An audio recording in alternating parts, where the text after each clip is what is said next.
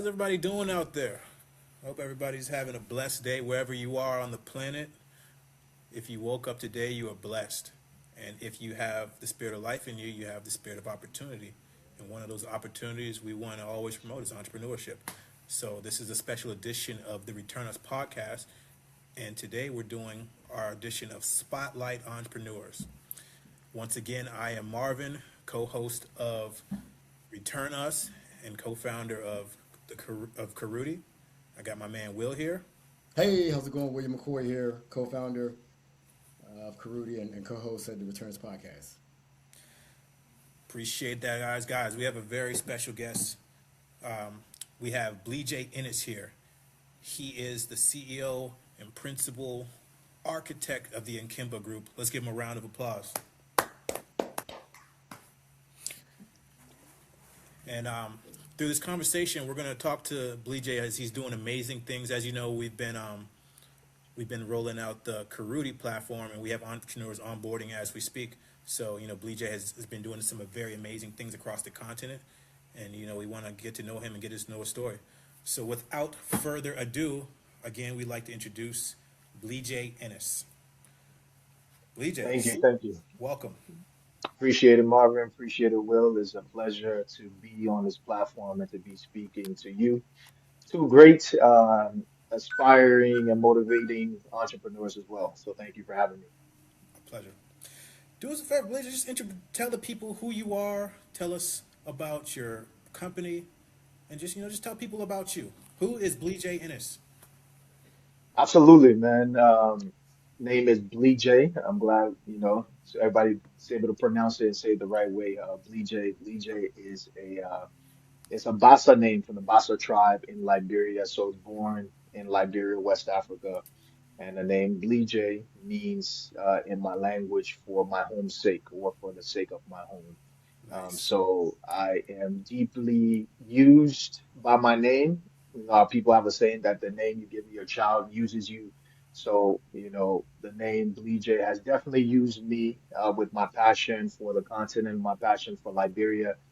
I am the CEO of a real estate development firm, a design, build, and development firm called Ikemba Investment Group that is headquartered in Liberia.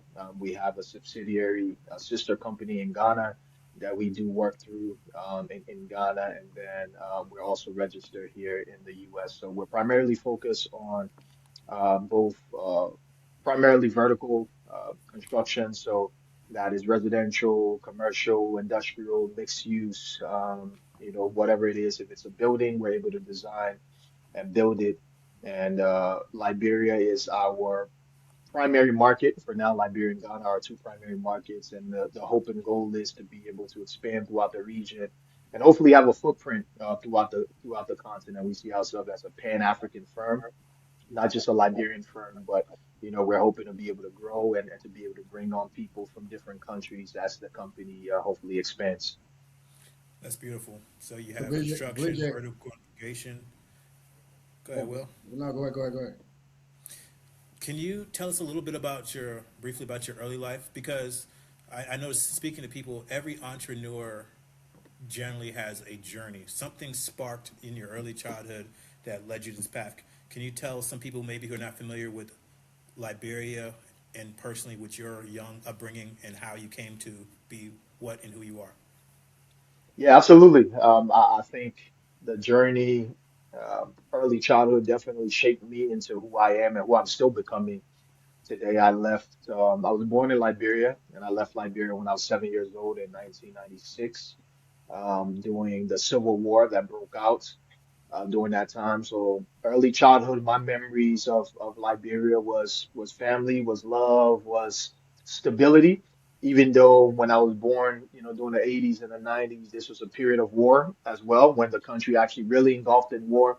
But as a young child, between that period of 1990, when things subsided, to 1996, there was peace and stability for most of my childhood. And what I knew was being surrounded by family, being surrounded by love, had familiarity with buildings and schools and things that I knew as far as my way of life. And, that was disturbed in 1996 on Easter morning when my family and I went to Buchanan. We were living in Monrovia at the time. We went to Buchanan for Easter Sunday, Easter service, and we would never see home again. We would never see Monrovia again, our home. And, the rebels had attacked Monrovia, so we weren't able to go back home. And I would say that was the beginning. We were blessed, through connections and relationships that my family had. We got evacuated to Sierra Leone, where we were in Sierra Leone for a while as refugees until we had an opportunity to come to the U.S. So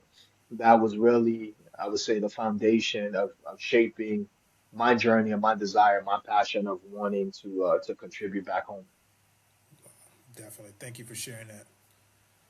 So I know Thank you for personally for sharing that. being in real estate development, this interview was a special place in my heart because I was in real estate for about 17 years as a developer and property manager and broker and everything else.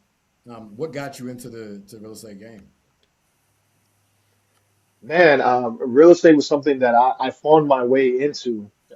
Was something I didn't really know much about. My early connection to real estate was just my mom. My mom was a real estate agent, ended up being a real estate broker. She went from working with Conwell Banker to, she was just, I get my entrepreneurial spirit from my mom, I would say.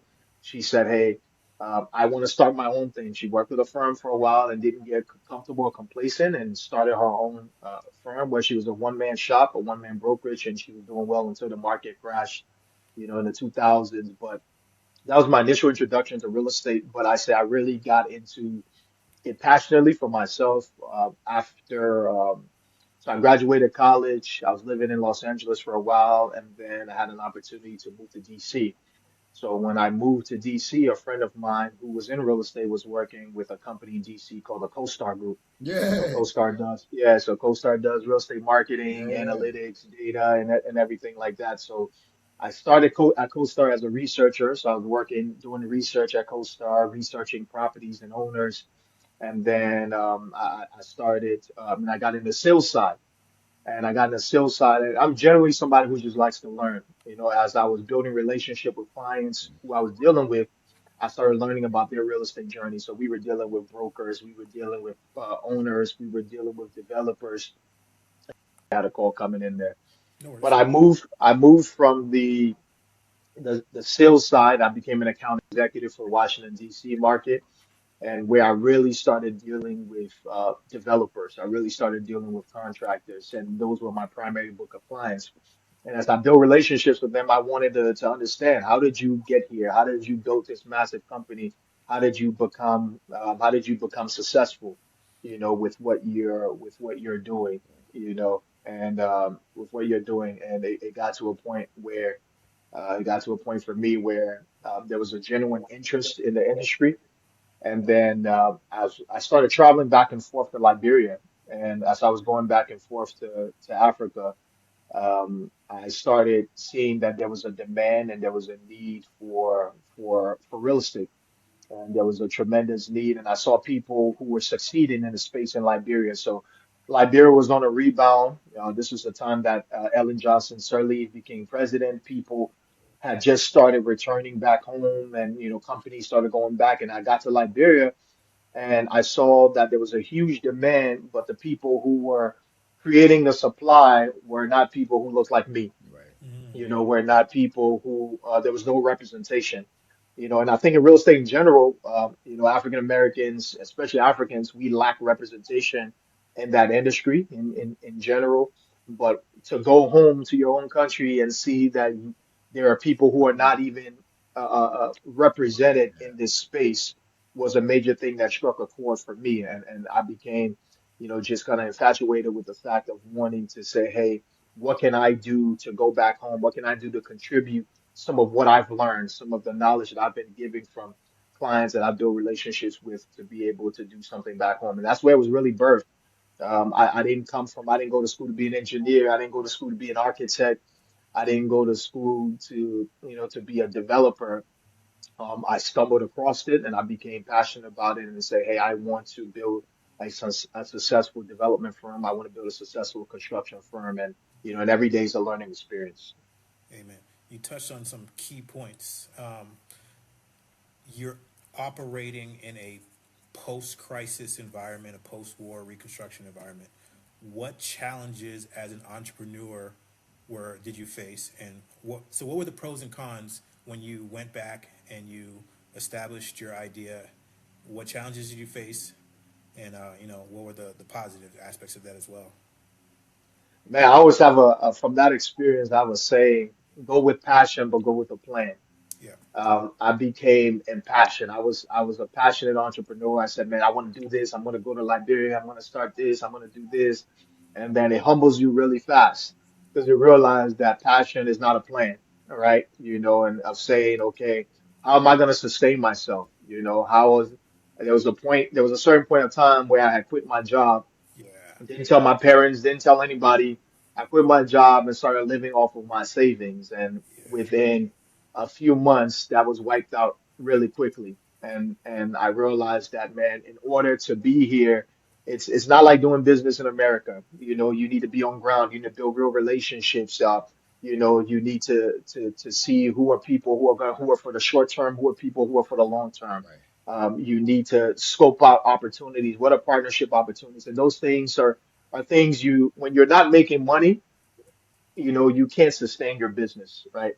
And you start a business, you have to realize that there has to be some type of way that you're taking care of yourself, in exactly. order to be able to breathe life into this thing. And, unfortunately, when I first started off, it was to the detriment of myself, right? I was pouring all this passion into this thing and, using up all the little money that I had to survive. And, I'm like, okay, how do I pay rent in DC while I'm operating a company in Liberia? And you realize that there's no balance and it is difficult to do those things. So I had to again take a step back and say, okay, how do I restructure this thing to make sure that that I have a foundation, a solid foundation, and this thing that I'm trying to build isn't going to crash before it even takes off.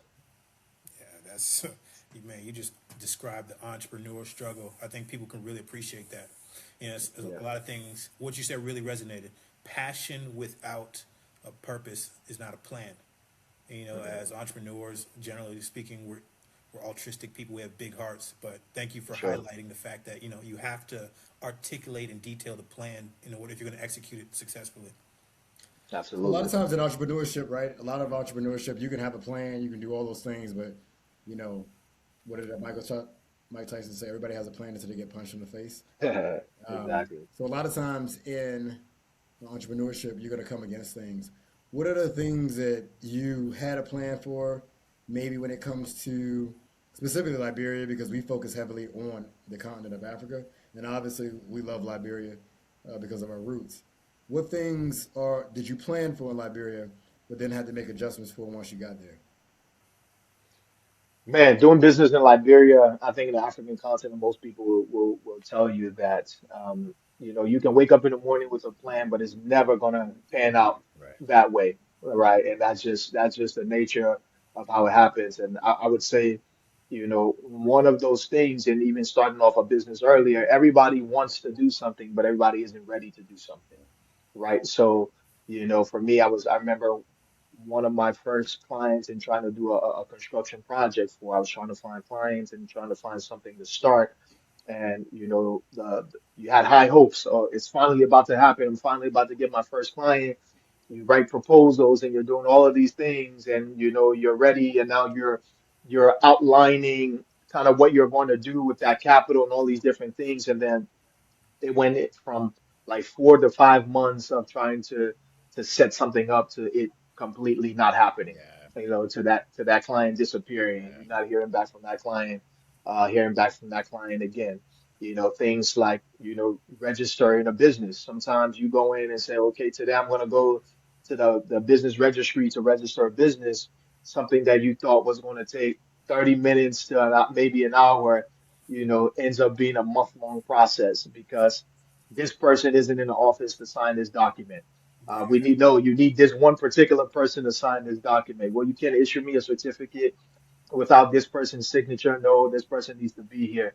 And then there's all of these different stories and things that just drag out for you. So Right. those were just some small incidences. Obviously, there's so many more that I'm still dealing with to this day. But those were just examples of trying to strategize and say, okay, I thought I had it all together. I thought I knew how this thing is going to end, but then Africa, being Africa, it throws a wrench, in what you're doing.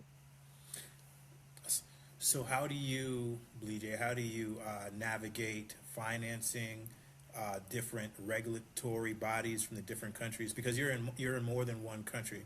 So how do you deal with the challenges of dealing with different regulatory agencies, and also how do you deal with fundraising? Yeah, primarily, like I said, Liberia has been the anchor market for us. The work that we're doing in Ghana has been through a partnership that we established with our Ghanaian counterpart with when they were already established and doing project and had a book of clientele, and that's been a great relationship. A lot of my focus has been what we're developing in Liberia. And one of the strongest suits, I think, wherever you are in the world, networks, your relationships, your network and your relationships are key and important. And for me, I realized that I knew what my strengths were and I knew what my weaknesses were. I was not going to be the one that was going to be in front of every regulatory body and in every office, and I realized that very quickly. All right. I'm Liberian, but I also grew up in the U.S. for most of my life, and I'm coming back now, and there's a cultural difference that I have to relearn. I have to relearn the culture, relearn how things are done, and you realize that you waste more time when you try to put yourself in front of everything and try to get it all done and try to understand it. So I realized that I had to find trusted people. I had to hire trusted people who understood, who had the relationships in the different ministries, who understood tax code, who understood all of these different things, that they would help to educate me, on these things in order for there to be progress.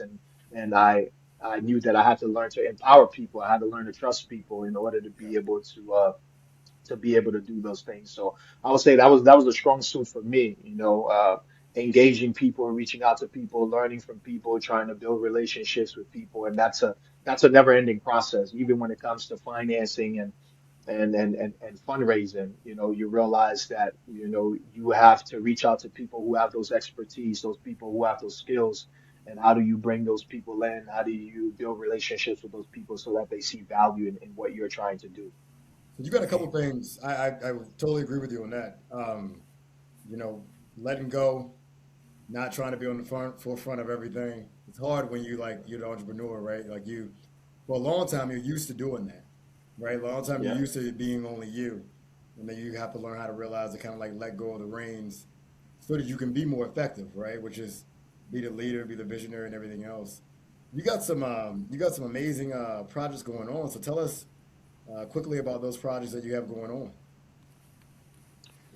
Yeah, so on the contracting side, so one of the things for us when I first came back to Liberia, we were Ikemba was registered and we were trying to go the development route, and we realized that obviously as a developer, there's a lot of work that goes into it, everything from structuring JVs and finding sites and finding funding for your project. All of those things were very difficult, and the low-hanging fruit was construction and contracting. So I was working with a partner to work and do business development for a construction company at the time, and that's how I got my foot in the door in construction. Started hiring. I hired most of the people who were working with us and brought on a lot of the right people, brought on a lot of wrong people, but brought on a lot of the right people as well. And eventually we started doing private projects for clients. We did projects for NGOs nonprofit organizations, and the like, and started doing design build projects for them. One of the notable projects that I have secured and worked on was the Liberian Learning Center. Okay. That is kind of the first modern post-war library and business incubation space in the suburb of the capital city in a place called Painesville. yeah, So that was a partnership between the organization that owns the project and the local and the Liberian government for them to secure the site. We came on as a technical partner for doing the design and executing the construction. So to this day, we saw that project go. I think that project took us about, what, 3 years to execute from design, and we saw the process of the client fundraising, us being involved in the fundraising process, us being involved with the story, to seeing that building executed. So that project now is a light in that community and in Liberia, where tons of events, and it's getting tons of recognition. I believe the project was even featured in some international magazines for international libraries and things like that. So that brought a sense of pride to see, one of our first major projects to be able to have the type of impact, physical impact, but social impact that it's having. Imagine most of the kids do not have access to a modern library. Most of the kids don't have access to a safe, a well-lit space to be able to do homework and have access to the internet and all these things. So it was an amazing vision by our client, but also exciting to see that my team and I were able to execute that project and to help bring that project to life. We're also undertaking currently a townhome development called Atlantic View Residences. So Atlantic View Residences is a 14-unit townhome community, also in the suburb of Painesville, so steps away from the ocean. And That's what I'm our talking about. vision for that, what's that? So that's what I'm talking about. Steps away from the Oh ocean. yeah, man, yeah, I want steps to away from hear. the ocean, so ocean view living. So it's 30 minutes to the airport and then another 25 to 30 minutes Okay. to the city. So very, very prime location. So again, our vision for that project was, we saw a need for housing.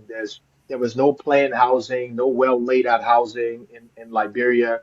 And we had this site that we own, and we realized that you have two options when you're in development. You're looking at, okay, what's my strategy? Is this a design, build, and hold, or is this a build and sell, like property that we're going to sell? We knew that we wanted to do residential.